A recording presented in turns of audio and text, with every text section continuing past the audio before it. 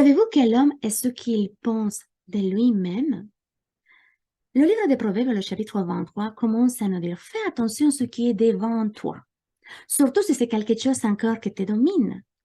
Et ne désire pas cette friandise, ne mange pas de cette nourriture parce qu'elle est trompeuse. En effet, ces versets décrivent un homme comment il est dans son intérieur, ce qu'il pense dans son âme, au fond de son corps. C'est-à-dire, selon ce qu'il pense tel il est, il te dit, viens, mange, il voit, viens, mange avec moi. Mais son cœur, il n'est pas vraiment avec vous. La Bible nous enseigne beaucoup de vérités avec la seule et unique intention que chacun d'entre nous puisse vraiment facilement s'approcher à Dieu, le seul et unique véritable. Et pour que la parole de Dieu soit efficace, tangible dans notre vie, il est préférable de s'approcher à Dieu d'une manière toute simple et avec toute honnêteté. Car la véritable intention de Dieu est que chacun d'entre nous puisse comprendre l'importance de comprendre qui nous sommes en Christ. Alors, la Bible, que c'est Dieu en train de me parler, fera refléter, comme dans un miroir, mon vrai moi en Christ. Dans cette intention, je voudrais développer ma théologie. Elle est simple, car elle est en fait basée avec la réalité que nous avons déjà de la Nouvelle Alliance, de tout ce que Jésus-Christ nous a donné à travers la Nouvelle Alliance. Car cette Nouvelle Alliance, c'est la meilleure.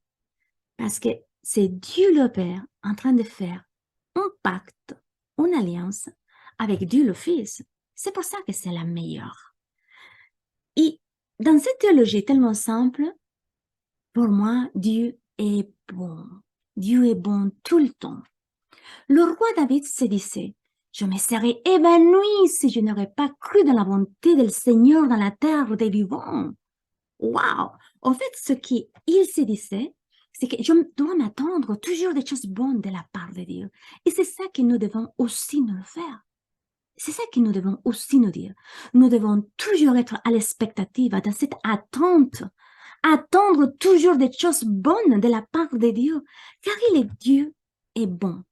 Il est bon tout le temps. Lorsque vous renouvelez votre façon de penser, vous découvrez, vous commencez à vivre, vous commencez à aimer la vraie nature de Dieu. Votre façon de penser nouvelle à travers la parole de Dieu vous fait comprendre cette vraie nature de Dieu. Vous commencez à la déclarer. La bonté de Dieu dans votre vie. Vous deviendrez une personne encore sage, mais surtout enseignable. Car c'est la parole de Dieu qui vous enseigne. Elle était inspirée pour le Saint-Esprit avec ses buts. Et avec cette assurance, nous commençons à prier. Quand nous parlons, quand nous pensons, quand nous agissons, soudain nous commençons à nous aligner avec la vérité qui nous a donné cette nouvelle alliance. Nous commençons à la vivre, à l'appliquer, à la pratiquer dans notre vie. Et nous commençons à nous voir comme Dieu nous voit. Avec cette assurance de que sa bonté, elle est manifestée chaque jour, sa miséricorde nous accompagne tous les jours de notre vie, à chaque moment, à chaque instant. Et pendant que nous sommes ici dans la terre, nous avons cette assurance par la foi que nous vivrons en sa présence pour toujours. Et lorsque nous sommes confrontés à des problèmes, à des circonstances que parfois on dit « Waouh, c'est énorme !» C'est là que nous devons vraiment marcher par la foi et pas par la vue. Et commencer à dire « Waouh, mais je ne suis pas toute seule. Je ne suis plus jamais toute seule. Il est avec moi. Je suis un seul esprit avec lui. Et je remercie mon Dieu qui me fait toujours triompher en Christ. » D'autres est tout le temps consciente que je fais partie de lui, que je l'appartiens, que Dieu me considère sa famille, qu'il accomplit chacune de ses promesses, il est fidèle pour l'accomplir. Et je dois croire, je dois m'attendre, être à l'expectative de ces choses-là qui sont bonnes de la part de lui pour ma vie. Et surtout avec cette base, Dieu n'est pas un homme, donc il ne dit pas de mensonges. Il est fidèle. Il ne va pas régner sa foi et son amour dure toujours. Et je dois vraiment me voir, me positionner dans cette posture où Christ maintenant m'a positionné. Parce que Dieu sait qu'à la croix, a déjà tout a été complet, donné et exposé d'une manière tellement claire, afin que nous pouvons vraiment vivre et commencer à marcher dans cette vie de résurrection que nous avons en Jésus-Christ.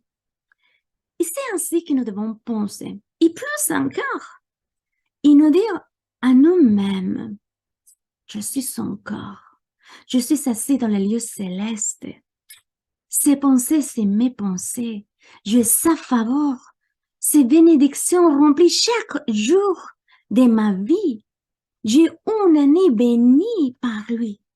Et cette bénédiction accompagne à chaque instant chacune de mes décisions parce qu'elles sont remplies par son will. C'est assez de simple, ma théologie. Je regarde tout ce qu'il m'a donné de la nouvelle alliance. Je contemple et par la foi, je m'aligne et je commence à parler parce que c'est ça ma réalité spirituelle. Si vous ne connaissez pas encore de Jésus-Christ, je vous invite vraiment d'ouvrir votre cœur et répéter d'une manière honnête chacune des paroles qui va sortir à la fin de la vidéo. C'est pas simplement une prière pour le dire, non.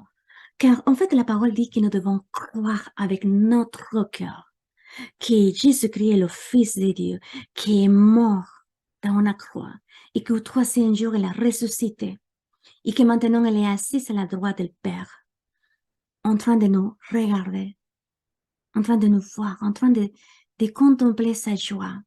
Parce que nous, pour lui, nous sommes sa fiancée. Nous sommes cette épouse qu'on est promis.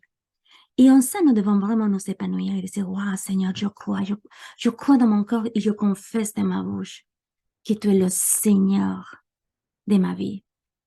Et si tu es déjà né à nouveau, n'oubliez pas, tu es déjà béni en Jésus-Christ.